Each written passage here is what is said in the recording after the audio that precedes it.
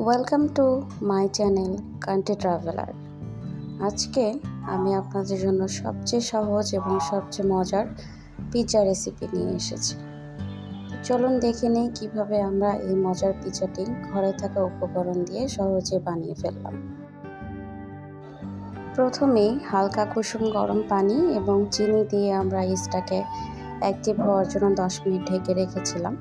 তো আপনারা দেখতে পাচ্ছেন ইস্টটা অ্যাক্টিভ হয়ে গেছে।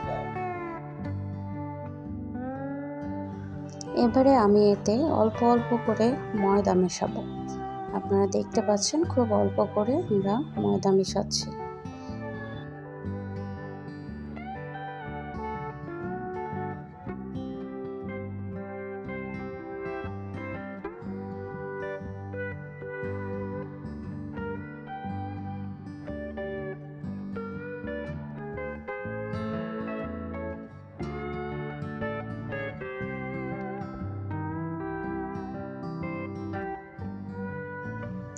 ময়দা মেশানো হয়ে গেলে এতে আমরা দেব লবণ এবং সয়াবিন তেল, তারপরে এটাকে আমরা আধা ঘন্টা রেস্টে রেখে দেব।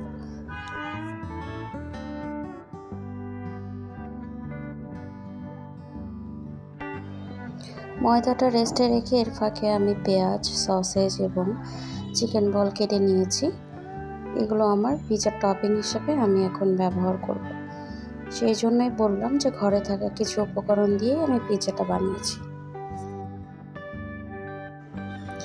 এবারে আমি একটা চিজ গ্রেটার দিয়ে চিজ গ্রেট করে নেব। আমি এখানে ব্যবহার করেছি গুড লাইফের মজরেলা পিৎজা।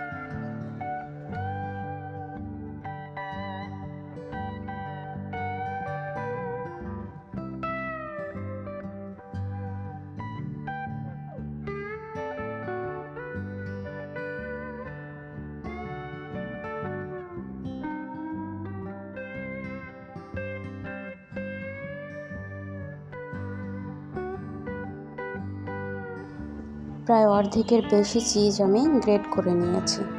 এটুকুই যথেষ্ট আমার পিৎজার জন্য।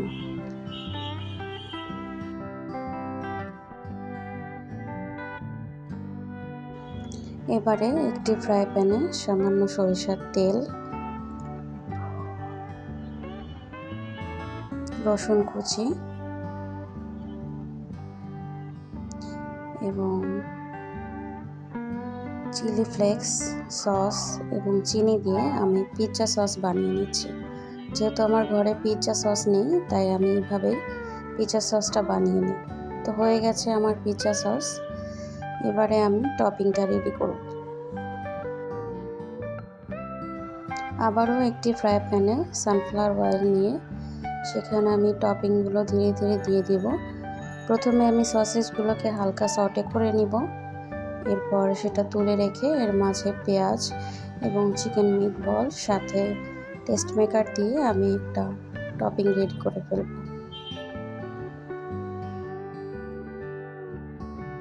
আমার পিৎজার টপিং মোটামুটি রেডি।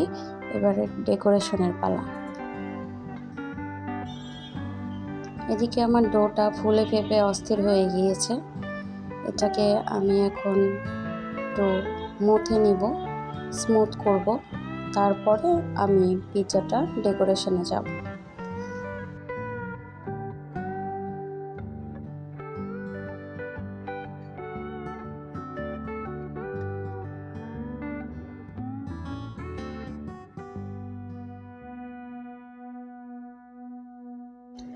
যে পাত্রে পিৎজাটা বসাবো সেখানে আমি একটু তেল ব্রাশ করে নিলাম।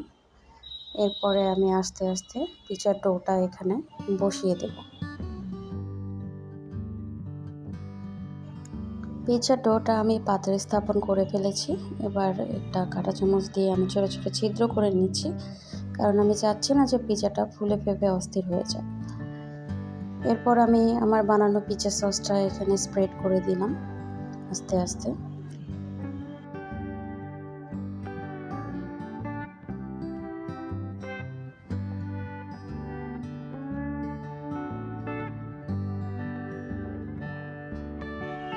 এরপরে আমি প্রথম লেয়ারটা দিব চিজ দিয়ে।